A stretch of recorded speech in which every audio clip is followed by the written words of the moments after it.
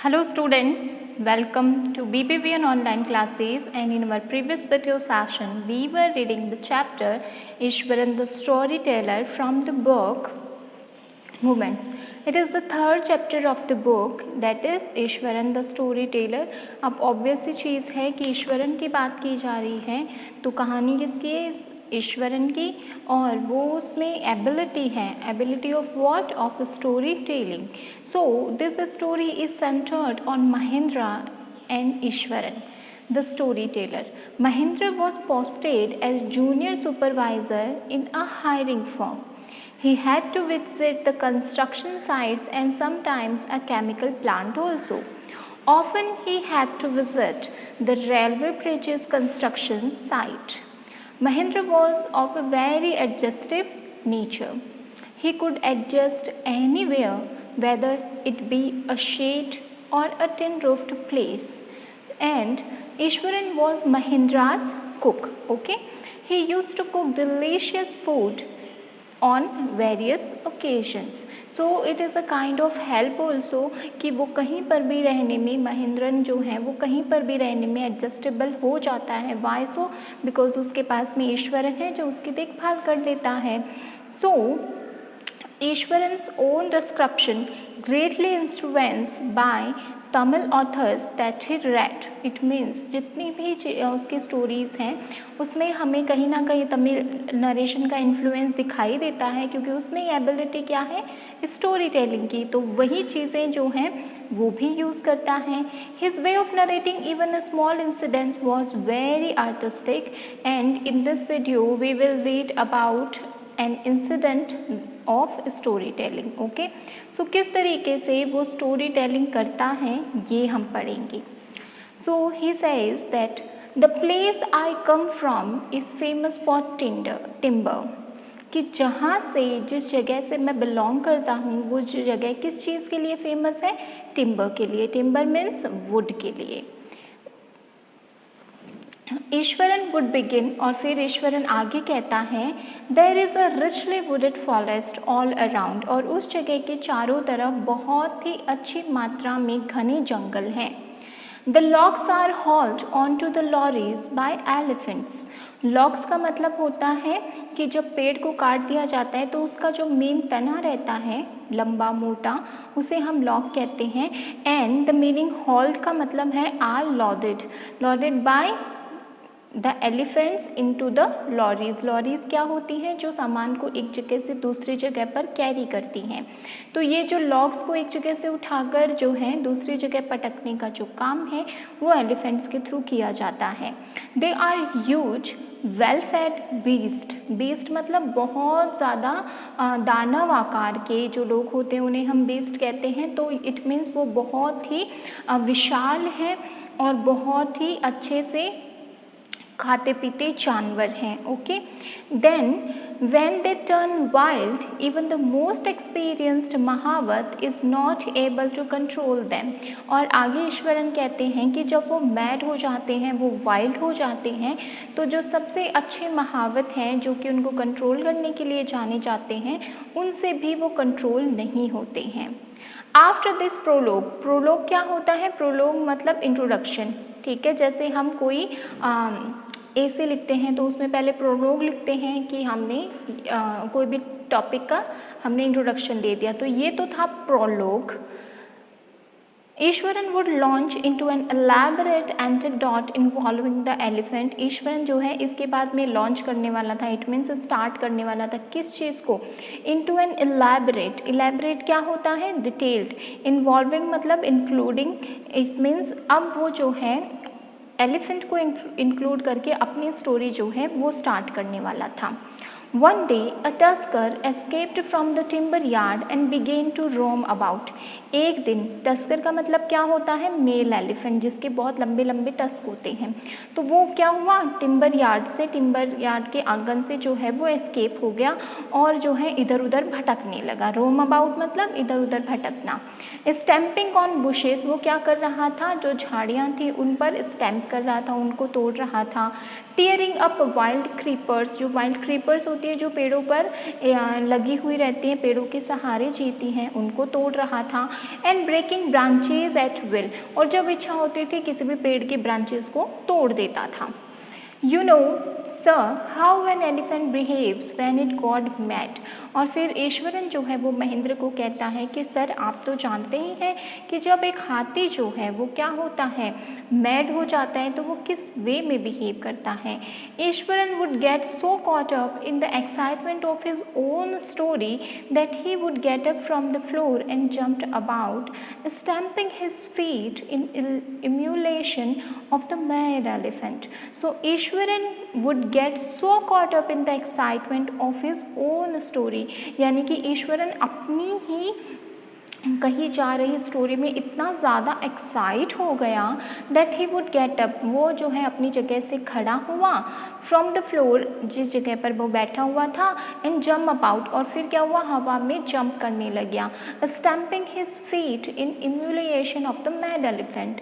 और जिस तरीके से मैड एलिफेंट जो होता है वो धरती पर अपने पैर पटकता है, उसी वे में ईश्वरन जो है वो भी अपने पैर पटकने लगा। The elephant reached the outskirt of town. Outskirt मतलब जो भी बाहर का जो एरिया रहता है वो, ठीक है। तो ईश्वरन जैसे ही क्या हुआ, बाहर की तरफ, the elephant reach the outskirt of our town, जो आउटर एरिया है हमारे कस्बे का, breaking the fences down like matchsticks. Matchstick क्या होती है, माचिस, और जो है फेंसेस क्या होते हैं, जो बाउंड्रीज बनाई जाती है खेतों के आसपास, वो। तो जैसे मैचस्टिक को तोड़ते हैं हम लोग हाथों से, वैसे ही वो जो फेंसेस हैं उनको तोड़ता हुआ जा रहा था। ही वुड कंटिन्यू, और फिर वो आगे कहता है Eswaran, it came into the main road, तो वो अब जो है बाड़े से कहाँ पर आ गया था, मेन रोड पर, and smashed all the stall selling fruits, mud pots and cloth. और जो मेन रोड पर जो स्टॉल्स लगी हुई थी, चाहे वो फ्रूट की हो, चाहे वो मिट्टी से बने हुए बर्तनों की हो, चाहे वो कपड़ों की हो, वो सबको क्या कर रहा था, स्मैश कर रहा था, तोड़ रहा था। People ran helter skelter in panic, लोग जो हैं वो बहुत ही ज़्यादा हैप्पीजार्ड में, उनको समझ में नहीं आ रहा था वो क्या करें। हेल्पर जो वर्ड है यहाँ पर, जो फ्रेज यूज़ हुई है, that is helter and skeletal in panic, इसका मतलब वो हड़बड़ाए से इधर उधर जो है वो भाग रहे थे। The elephant now entered a school ground where children were playing, breaking through the brick wall. ठीक है, अब एलिफेंट क्या होता है कि स्कूल के प्लेग्राउंड में एंटर करता है, जहाँ पर बच्चे क्या कर रहे थे, खेल रहे थे। और वो किस तरीके से एंटर करता है, जो मेन वॉल बनी हुई थी ईंटों की, ब्रिक्स की, उसको तोड़कर। All the boys ran in to the classrooms and shut the door tight, सारे बच्चे क्लासरूम में भाग गए और दरवाजे को अच्छे से बंद कर लिया। The beast granted and wandered about, और जो वो बीस्ट था, इट मीन्स जो हमारा एलिफेंट था, वो ग्रंटेड का मतलब होता है टम्फेट, वो ज़ोर ज़ोर से चिंघाड़ रहा था, आवाज़ें निकाल रहा था और इधर उधर घूम रहा था। Pulling out the football goal post, tearing down the volleyball net and kicking and flattening the drum kept for water and uprooting the shrubs. अब वो इस टाइम पर क्या कर रहा था प्लेग्राउंड में, pulling out the football goal post, जो गोल पोस्ट बना हुआ था फुटबॉल के लिए उसको उखाड़ दिया। Second thing, tearing down the volleyball net, volleyball की जो नेट थी उसको फाड़ दिया। थर्ड थिंग, किकिंग, किक करना यानी लाते मारना।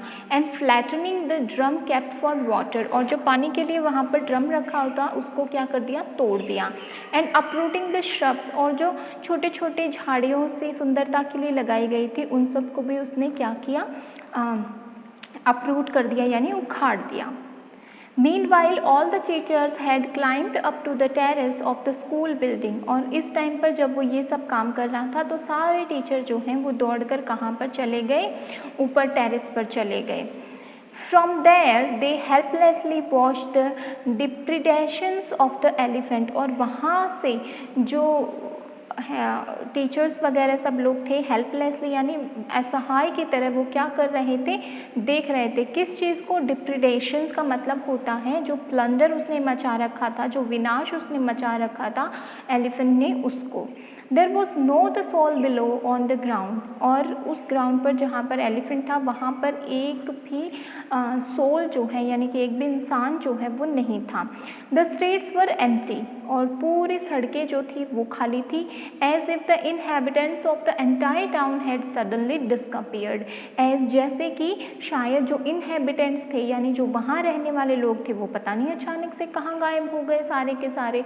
अब कहाँ गायब होंगे? एक बीस्ट जो है वो अगर मैड हो जाए तो सब लोगों को भागना ही रहेगा। I was studying in the junior class at that time, Eswaran आगे कहता है कि उस टाइम पर मैं जूनियर क्लास जो है वहाँ पर स्टडी कर रहा था उस स्कूल में। And was watching the whole drama from the roof top, और छत से पूरा ये जो ड्रामा चल रहा था वो देख रहा था। I don't know what came over me suddenly, मैं नहीं जानता कि अचानक से मुझे क्या हुआ। I grabbed a cane from the hands of one of the teachers and ran down the stairs and into the open. तो जो है मैंने क्या किया, वहाँ से अपने जो शिक्षक थे उनके हाथ से I grabbed a can, एक छड़ी जो थी वो ले ली अपने एक टीचर के हाथ से। ran down the stairs, सीढ़ियों से नीचे उतरा, and into the open, और अब मैं खुले में आ गया। इट मीन्स जहाँ पर वो प्लेग्राउंड था वहीं पर हमारा जो ईश्वरन है वो भी पहुँच गया। The elephant grunted and menacingly swung a branch of tree which it held in its trunk, और जो एलिफेंट था उसने मुझे देखा और ज़ोर से चिल्लाया, और उसने एक जो पेड़ की शाखा जो कि अपनी उसने सूंड में दबा रखी थी वो क्या करी, स्वंग यानी कि मेरी तरफ उछाली। It stamped its feet, kicking up a lot of mud and dust. वो अपने पैरों से क्या कर रहा था, फ्लोर पर ज़ोर ज़ोर से मार रहा था, और जिससे कि बहुत सारी धूल और जो मड है वो उड़ रहा था। It looked frightening, सारा एरिया बहुत डरावना था। But I moved slowly towards it, stick in hand. लेकिन मैं धीरे धीरे उस एलिफेंट की तरफ बढ़ रहा था, और मेरे हाथ में क्या थी, एक स्टिक थी, एक लकड़ी थी। People were watching the scene, hypnotized from nearby house tops.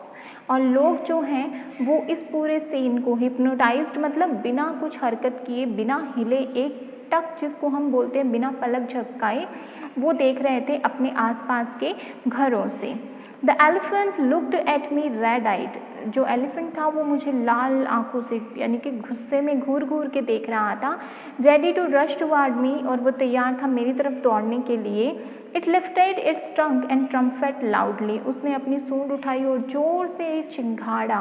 Eight that moment I moved forward and mustering all my force, और उस वक्त मैं क्या किया, मैं आगे बढ़ा और अपनी पूरी शक्ति बटोर करके उसके तीसरे नाखून पर जोर से मारा। Whacked its third toe nail on the quick यानी जल्दी से, टो नेल मतलब यानी घुटने का जो टो का नेल होता है थर्ड वाला, उस पर मैंने जोर से मारा। वैक्ड का मतलब होता है give a sharp blow. Okay, the beast looked stunned for a moment, जो बीस्ट था वो थोड़ी देर के लिए अचंभित रह गया। Then it shivered from head to foot and collapse, फिर वो सिर से लेकर फुट तक कांपने लगा और फिर वहाँ से गायब हो गया या भाग गया। At this point Eswaran would leave the story unfinished, और इस मोमेंट पर ईश्वरन ने ये कहानी यहीं पर अनफिनिश्ड छोड़ दी, यानी कि इसके आगे क्या हुआ नहीं पता। एंड गेट अप मम्बलिंग, और फिर कुछ बड़बड़ाते हुए उठा। I will be back after lightning the gas and warming up the dinner, कि मैं जो हूँ चूल्हा जला करके और जो है डिनर जो है उसे थोड़ा सा गरम करके वापस आता हूँ। Mahendra who had been listening with wrapped attention would be left hanging, Mahendra जो कि अपनी पूरी अटेंशन से, पूरी एकाग्रता से वो स्टोरी सुन रहे थे, बेचारे को क्या किया गया, बीच में ही लटका हुआ छोड़ दिया गया। हैंगिंग मतलब छोड़ दिया गया। रैप्ट अटेंशन मतलब बिना पलक झपकाए पूरी एकाग्रता के साथ सुन रहा था। When he returned, और जब वो ईश्वरन वापस आया, Eswaran would not pick up the thread of the story right away.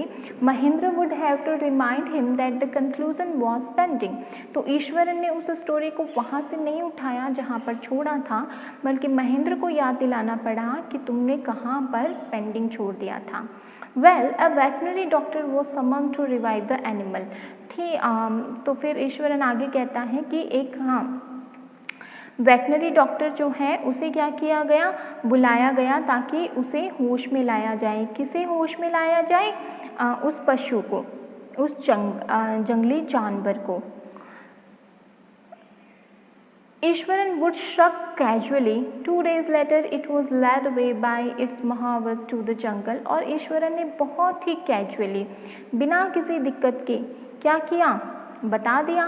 क्या कि 2 दिन के बाद में जो है उस महावत जो उसका था वो उसे वापस जंगल में पकड़ के ले गया।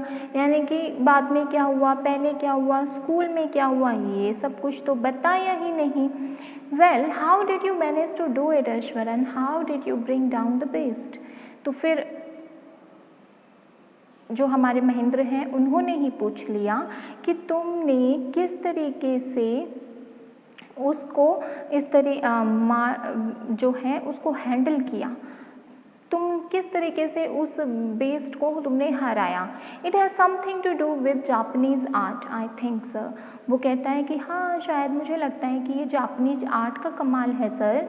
कराटे और जुजुत्सु जिसको आप कहते हैं, it is called, I had read about it somewhere, मैंने इसके बारे में कहीं पर पढ़ा था। It temporarily paralyzes the nerve system you see, और आपको तो पता ही है कि अगर सही नर्व पर मारा जाए तो ये क्या कर देती हैं, उस नर्व सिस्टम को काम कराना बंद कर देती है, वहाँ पर पैरालिसिस टाइप कुछ हो जाता है। Not a day passed without Eswaran recounting some story packed with adventure, horror and suspense, और एक दिन भी बिना ईश्वरन के किसी स्टोरी को सुनाए जिसमें एडवेंचर हो, हॉरर हो, सस्पेंस हो, नहीं गुजरता था। Whether the story was credible or not, चाहे वो स्टोरी जो है उसका कुछ मतलब निकले या ना निकले।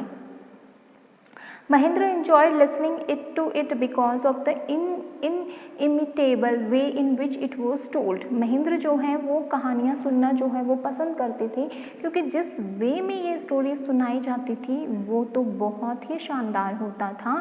Eswaran seemed to more than make up for the absence of a TV in Mahendra's living quarters, और ईश्वरन जो है वो किसी तरीके से टीवी को की एब्सेंस को जो है वो महसूस नहीं होने देता था, वो मेकअप कर लेता था लिविंग क्वार्टर्स में जहाँ पर महेंद्र रहता था, क्योंकि टीवीज़ जो है वो किस लिए यूज़ किए जाते हैं, एंटरटेनमेंट के लिए, और वो एंटरटेनमेंट जो था वो Eswaran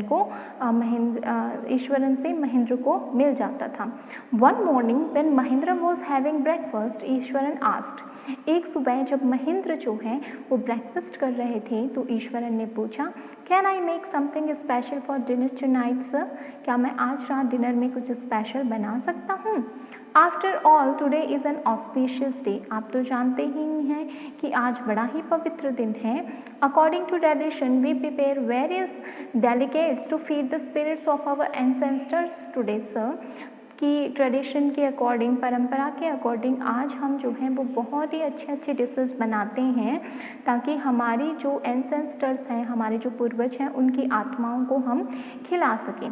the night Mahendra enjoyed the most delicious dinner and complimented Eswaran on his culinary skills, और उस दिन जो है वो उस रात को जो है महेंद्र ने बहुत ही अच्छा खाना जो था वो इन्जॉय किया और कॉम्प्लीमेंटेड, प्रेज़ की किसकी, ईश्वरन की, कि उसने उसकी आर्ट ऑफ जो कुकिंग है वो कितनी अच्छी है। ही seemed very pleased but unexpectedly launched into a most garish account involving the supernatural, वो बहुत खुश हुआ अपनी तारीफ सुन के, लेकिन इस जो अप्रत्याशित रूप से उसने भूत प्रेतों से संबंधित एक जो स्टोरी है वो शुरू कर दी। लॉन्च्ड मतलब शुरू कर दी, ठीक है। मोस्ट गैरिश, गैरिश क्या होता है? गॉडली यानी भड़कीली, यानी कि जितनी सच्चाई नहीं है उससे ज़्यादा चमक धमक दिखा देने वाली। एक वृत्तांत जो था वो उसने सुपर नेचुरल थिंग से यानी घोस्ट से जुड़ा हुआ पढ़ना शुरू किया। What was the story we will read in our next video session. This is it for today. Thank you everyone.